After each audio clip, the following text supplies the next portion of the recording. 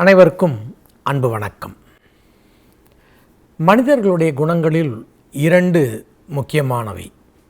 ஒன்று பெருமை, இன்னொன்று சிறுமை. சிறுமை என்பது சிறியோருடைய இயல்பு.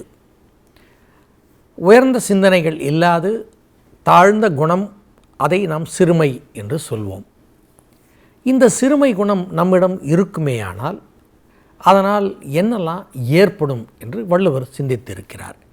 யாரிடம் இருக்கும், அது எப்படி இருக்கும், அதனுடைய விளைவு என்ன என்பதையெல்லாம் தகுந்த இடத்தில் அதற்கேற்ப வள்ளுவர் பயன்படுத்தியிருக்கிறார். பெருமை, அது நமக்கு பெருமிதம் தரக்கூடியதாக இருக்கும். எப்போதுனா அந்த நல்ல உயர்ந்த குணங்களோடு இருந்தால். மற்ற இடங்களில் இந்த சிறுமை எப்படிப்பட்டதாக இருக்கிறது, அது என்ன செய்யும்? இன்சொல் அப்படின்னு ஒன்று சொல்கிறோம். இனியவை கூறலில் இனிய சொற்களை நாம் சொல்லணும். அந்த சொல்லை நாம் பயன்படுத்துகிற போது, இனிமையான சொற்களை பயன்படுத்துகிற போது கேட்போர் அதை கேட்டு அதற்கான ஒரு மகிழ்வை அடைவார்கள். அதே இது வன் சொல்லை நாம் பயன்படுத்தினால் கேட்போருக்கும் சொல்வோருக்குமே பகை கூட அது உண்டாக்கிவிடும். இன்சொல்லுக்கும் வன் சொல்லுக்கும் அல்லது தீய சொல்லுக்கும் இதுதான் இயல்பு. இப்போது இந்த இன்சொல் இருக்கணும்.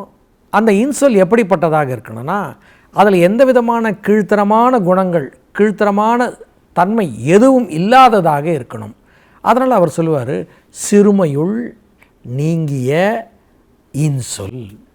அதில் எந்த விதமான கீழ்த்தரமான குணம் வெளிப்படும்படியாக அது இருக்கவே கூடாது.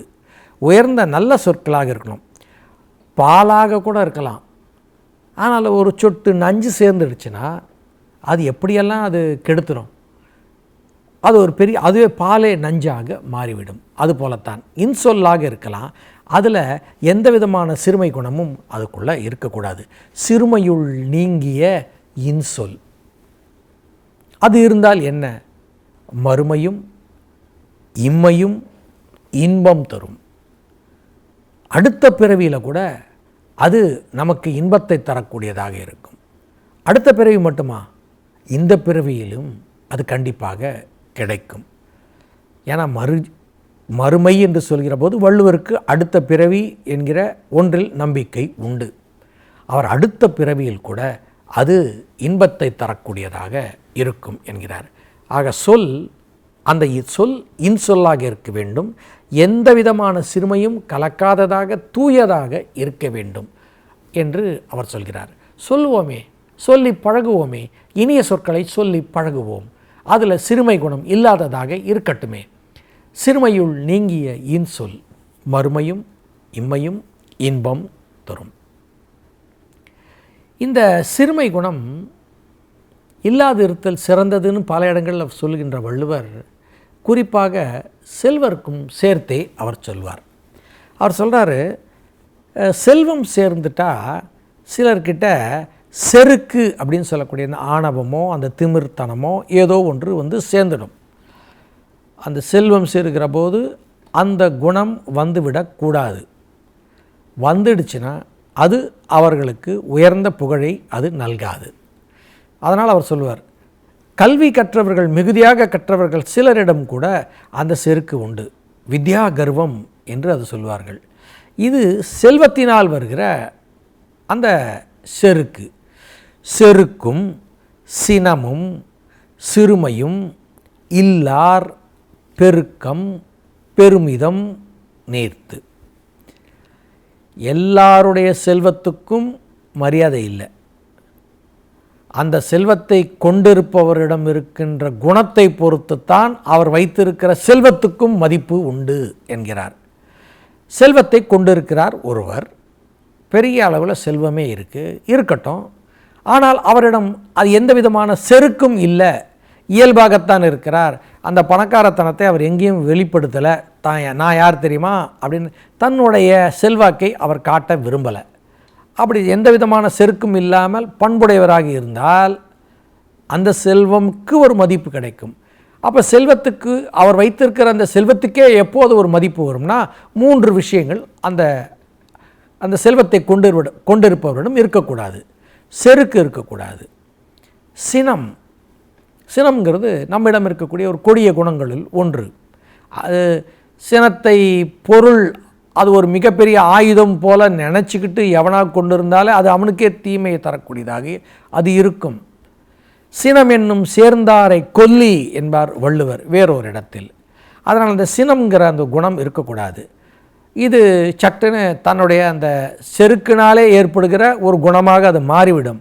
அதனால் செருக்கும் சினமும் அற்பத்தனம் எதுவுமே இருக்கக்கூடாது. சிறுமையும் அது இது இல்லைன்னா அத்தகையவருடைய வைத்திருக்கிற செல்வமுக்கே இல்லாருடைய பெருக்கம் பெருமிதம் உடைத்து அதற்கே ஒரு பெருமிதம் கிடைக்கும், ஒரு பெருமையும் உண்டாகும், பீடு சிறப்பு எல்லாம் உண்டாகும். எல்லாருடைய செல்வத்துக்கும் மரியாதை கிடையாது.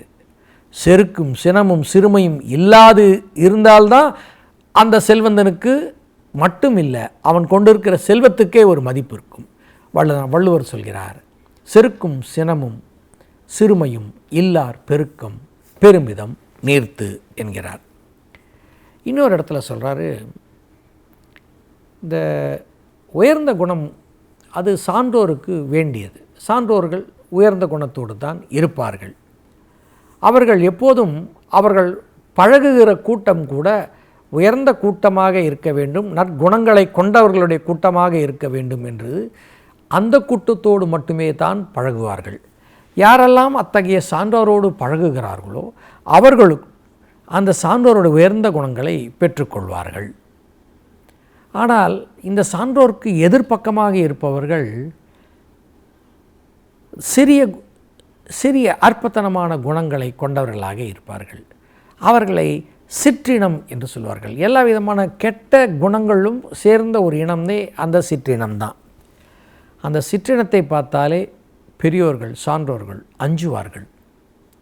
ஆனால் இன்னொரு அதே போல் ஒரு சிறுமை குணம் உடையவன் பார்த்துட்டா, அடா இவன் நம்ம இனமாச்சே அப்படின்னு மகிழ்ச்சியாக கலந்து உறவாடி மகிழ்வார்கள். சான்றோர்கள் அஞ்சுவார்கள். ஆனால் கீழ்மை உடையோர் தங்களுடைய இனமாக கருதி அத்தகைய சிற்றினத்தை போற்றி மகிழ்ந்து கொள்வார்கள். அவர் சொல்கிறார், சிற்றினம் அஞ்சும் பெருமை.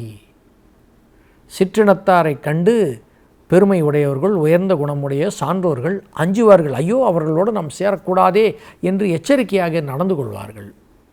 சிறுமைதான் சுற்றமாக சூழ்ந்துவிடும்.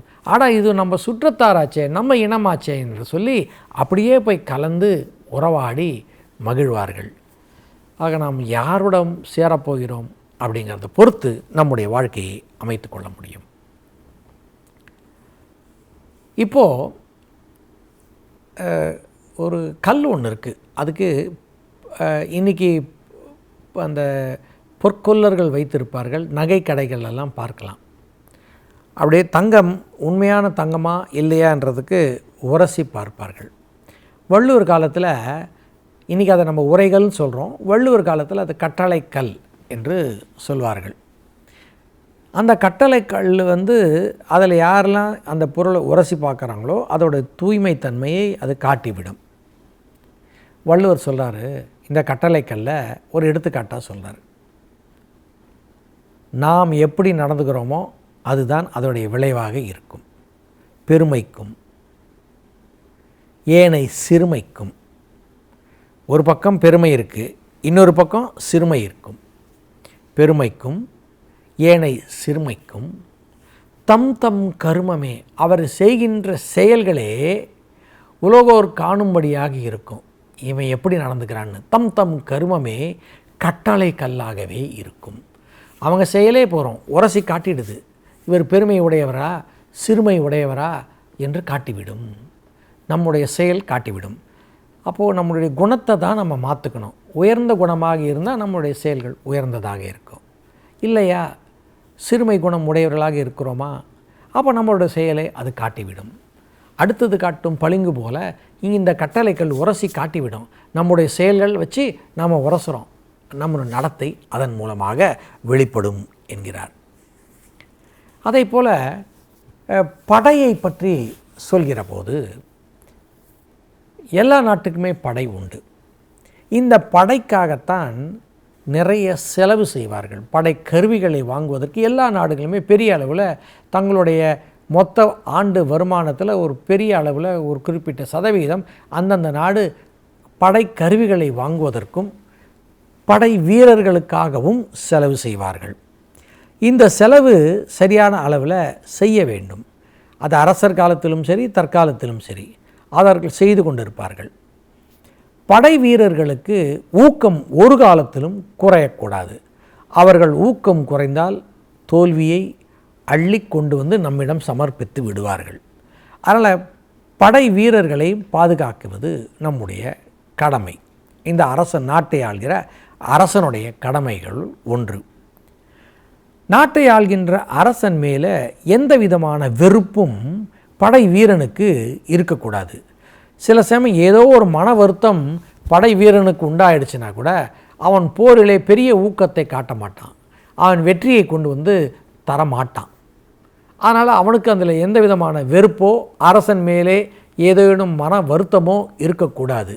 அந்த வெறுப்பு அப்படிங்கிற சொல்லுக்கு பழைய காலத்தில் துணி என்கிற ரன்னகரம் போடணும், அதாவது 2 சுழினை அதை போடுறது துணின்னு பேர். வெறுப்பு, ஒரு மனக்கசப்பு அப்படின்னு வச்சுக்கலாம். இப்போ செல்லா துணி என்று அதை சொல்வார். அரசன் மேலே அது நீங்காத ஒரு வெறுப்பு. சிறுமையும் செல்லா துணியும் வறுமையும். போர் வீரன் வறுமையில் இருக்கக்கூடாது. அவனுடைய அன்றாட வாழ்க்கைக்கு தேவையான அத்தனை வசதியும் செய்யணும். நாட்டுக்காக தன் உயிரையும் கொடுப்பவனாக அந்த வீரன் இருக்கிறான். அந்த வீரன் வறுமையில் இருந்தால் அவன் தன்னுடைய வீரத்தை முழுமையாக வெளிப்படுத்த முடியாது. அவனும் அவனை சார்ந்தோரும் செல்வ குறைபாடு உள்ளவர்களாக இருக்கக்கூடாது. போரில் ஈடுபடுகிறான், இறந்துட்டாக்க அவன் குடும்பம் என்னாகும்? மனைவி என்ன ஆவார்கள்? குழந்தைகள் என்ன ஆவார்கள்? அவனை நம்பியிருக்கிற பெற்றோர்கள் என்ன ஆவார்கள்? அவர்களுக்கு எந்த விதமான குறையும் வந்துவிடக்கூடாது என்பதனால தான் அவர் சொல்லார், வறுமையும் இல்லாயின். சிறுமையும் செல்லா துணியும் வறுமையும் இல்லாயின் வெல்லும் படை. அந்த படை கண்டிப்பாக வெற்றியை கொண்டு வந்து தரும். ஆக எந்த விதமான ஒரு சிறிய செயல் அவனை நினைக்கக்கூடாது, அவங்ககிட்ட அது இருக்கக்கூடாது. அதே போல் அவன் வறுமையிலும் இருக்கக்கூடாது. அரசன் மேல் எந்த விதமான கோபமும் கொண்டவனாக, ஒரு வெறுப்பும் கொண்டவனாக இருக்கக்கூடாது என்கிறார் வள்ளுவர். இன்னொரு இடத்துல அவர் சொல்வார், உயர்ந்த குணம் உடையவர்கள் தான் அவர்கிட்ட அடக்கம் இருக்கும். பணிந்து போவதனால தாழ்ந்தவர் என்ற பொருள் இல்லை. பணிவு என்பது ஒரு குணம். ஆனால் அந்த பணிந்து போகாத குணம் சிலரிடம் உண்டு. இன்னொருத்தர் அடிமை என்கிற ஒரு பொருள் இல்லை, அது பண்பினால் அந்த நடத்தை வெளிப்படுகிறது அப்படின்னு நம்ம அதை புரிஞ்சுக்கணும். ஆனால் சிறுமை உடையோருக்கு அப்படி எதுவுமே இருக்காது. வள்ளுவர் சொல்கிறார், பணியுமாம் என்றும் பெருமை. பெருமை குணம் உடையவர்கள் அடக்கத்தோடு இருப்பார்கள். ஆனால் சிறுமை அப்படின்னு சொல்லக்கூடிய அந்த குணத்தை உடையவர்கள் எப்படி இருப்பாங்களா? சிறுமை அணியுமாம் தன்னை வியந்து, தன்னை அப்படி பாராட்டி கொண்டு அவர்கள் பாட்டுக்கு மகிழ்ச்சியாக தங்களை தாங்களே புகழ்ந்து கொண்டு அவர்கள் அப்படி இருப்பார்கள். பணியுமாம் என்றும் பெருமை, சிறுமை அணியுமாம் தன்னை விரைந்து அப்படியே வியந்து, தனக்குத்தானே வியந்து போயிடும். நான் எப்படிப்பட்ட பார் அப்படின்னு சொல்லிட்டு, அது சிறுமை குணம். தற்புகழ்ச்சி வேண்டாம் என்பது தான் வள்ளுவருடைய பார்வை. அதே போல் வேற ஒரு இடத்துல அவர் சொல்லுவார், ஒரு காமத்து பாலில் அவர் சொல்கிறார், காதலிக்கிறாங்க 2 பேரும், திருமணமும் செய்து கொள்கிறார்கள். அந்த இல்லற வாழ்க்கையில் இருக்கிற போது கணவன் மனைவியிடையே ஏதேனும் ஒரு காரணத்தினால போருக்கு போக வேண்டியிருக்கும் கணவனுக்கு, அல்லது பொருள் ஈட்டுவதற்காக வெளிநாடு போக வேண்டியிருக்கும். இதுபோல் ஏதேனும் ஒரு காரணத்துக்காக அவன் பிரிந்து போகிறான் அப்படின்னு சொன்னாக்க மனைவிக்கு அங்கே ஒரு வருத்தம் இருக்கும். இந்த பிரிவை அவள் தாங்க முடியாதவளாக இருப்பாள். அவனோடு இருக்கிற போது அவளுக்கு இருந்த ஒரு பெருமை இப்போது குறைந்ததாகவே அது இருக்கும். பெண்களுடைய கண்களை பொறுத்த வரைக்கும் மலரோடு ஒப்பிடுவார்கள். ஒரு இடத்தில் சொல்வார், காணின் குவளை கவிழ்ந்து நிலன் நோக்கும் மானிழை கண் ஒவ்வேம் என்று. இவளுடைய மாட்சிமை பொருந்திய அழகிய கண்களை பார்த்துட்டு குவளைப்பூ என்ன பண்ணுமா, இவளுடைய கண்ணுக்கு நிகரான அழகு தன்னிடம் இல்லையேன்னு சொல்லிட்டு வெட்கப்பட்டு தலை குனிந்து நிற்குமா. இத்தனை நாளாக அந்த மலர் பெருமிதமாக நிற்குது, இவளுடைய கண்களை பார்த்தவுடனும் அந்த கண்ணுக்கு நிகராக நாம் இல்லையே, அப்படி ஒரு அழகு இல்லையே, ஒரு ஒளி இல்லையே என்று சொல்லி அது அப்படியே கவிழ்ந்து நிலத்தை நோக்கும் என்பார். காணின் குவளை கவிழ்ந்து நிலன் நோக்கும் மானிழை கண் ஒவ்வேம் என்று ஒரு இடத்தில் சொல்லக்கூடியார். அப்படிப்பட்ட அந்த மாட்சிமை பெற்ற இந்த கண்கள், அழகிய கண்கள் இப்போ என்ன ஆச்சா, வெட்கப்பட்டு, ஏன்னு கேட்டால் இது அழுது கொண்டு இருக்கிறாள். எதனால் அழுகிறாள் இத்தகைய தலைவி அப்படின்னா, அவனுடைய பிரிவை தாங்க முடியல.